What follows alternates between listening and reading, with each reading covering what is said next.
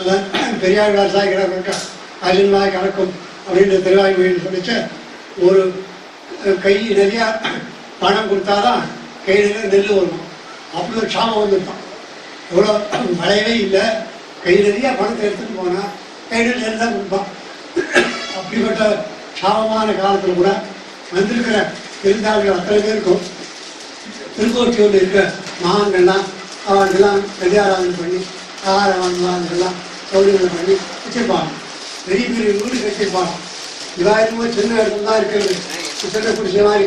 பெரிய வீடு எதுக்குடா அப்படின்னு கேட்டால் மரவாழ எங்கேயாவது இடம் இல்லை, எங்கேயாவது படத்துக்கு போய் சொன்னால் என்ன இருக்குமா, பெருமாள் செய்கிறதுக்கு வரா திவிதேசம் வாழ அங்கே போ, அவாத்துக்கு போய் இது போ, கோவில் போய் மண்டபத்தை படுத்துக்கோ அப்படிலாம் சொன்னால் சரியாக வராதுன்றதுக்காக கட்டிருக்காங்க. இப்போ வியாக்கியானம் பண்ணச்ச பெரியாச்சாரங்களை சாய்க்கிறேன்.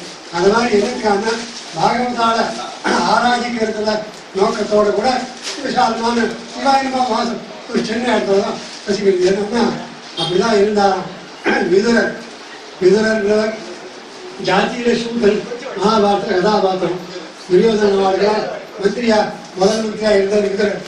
அவர் பழுத்து கொட்டி இல்லை, ஆனாலும் எங்களான பெரிய மந்திரியானதால இவரை பார்க்கறதுக்கு வரவா போறவா ராஜாவின் விஷயத்துக்கா கலந்து பேசுறதுக்கு அநேகம் பேர் தனியாக ஒரு மாளிகை அது இருக்குமா.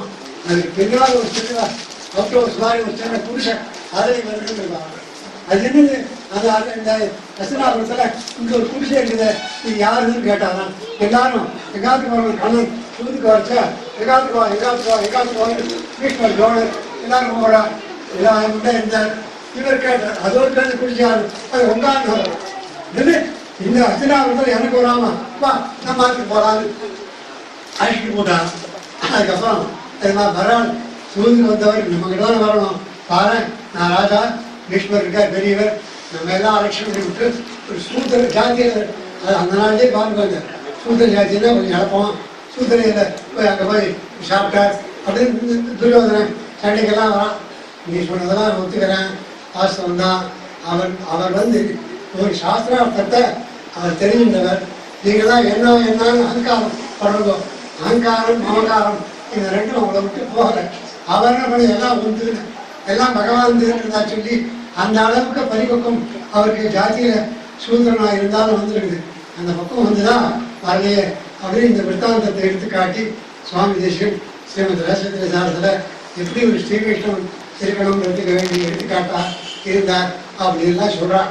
அந்த மாதிரியாக மகான்களை வல்லாரும் இருந்தவா இல்லை. இப்போ கீழே அவரவர் எச்சத்தால் அறியப்படும் திருக்குறள்ல ஒரு பாட்டு, நல்லவாளா இருந்தாளா கெட்டவாளா இருந்தாளான்றது எச்சம்னா விட்டுட்டு போற மிச்சம் மீதி. அது என்ன அர்த்தம், சந்ததிகளாகவும் இருக்கலாம், பிள்ளை பொண்ணு மாப்பிள்ளை இவாள் அவள். அதே பிரகாரம் பணக்காசுகள் எப்படி சம்பாதிச்சிருக்கா, நியாயமாக சம்பாதிச்சிருக்காளா, அவர் பேர் நல்ல விதமாக வரதா, அவர் பேர் எப்படி வருவேன், ஐயோ பெரிய ரவுடிடாவர் அவர்கிட்ட போகாத அயோக்கியன்னு அப்படி பேர் இருக்கிறதும் உண்டு. ஐயோ நல்ல மகானவர் அப்படின்னு எதிர்கோ வரும். இப்போ இல்லை, அவர் பரவச்சு எத்தனை நாள் ஆனாலும் கூட அவர் எடுத்து கை கூப்பிட்றா. மனுஷே கீர்த்தனாத்தஸ்து பீஷ்மா ராஞ்சலிக்கு அப்படியே வீட்டினார். யாராவது அப்படி எப்படி பார்த்து வியாசர்னு பேசிட்டு இருக்க ஒருத்தர் வியாசர்கிட்ட காலக்ஷேபம் பண்ண பீஷ்மரி வாழலாம். அது யாராவது ஒருத்தர் வாசம் வச்ச வியாசர்னு சொன்னாவோட எங்கே வியாசர்னு உடனே கை கூப்பிடுவாங்க. மகரிஷி அவர்கிட்ட காலக்ஷேபம் பண்ண அந்த ஆச்சாரியான் தானே.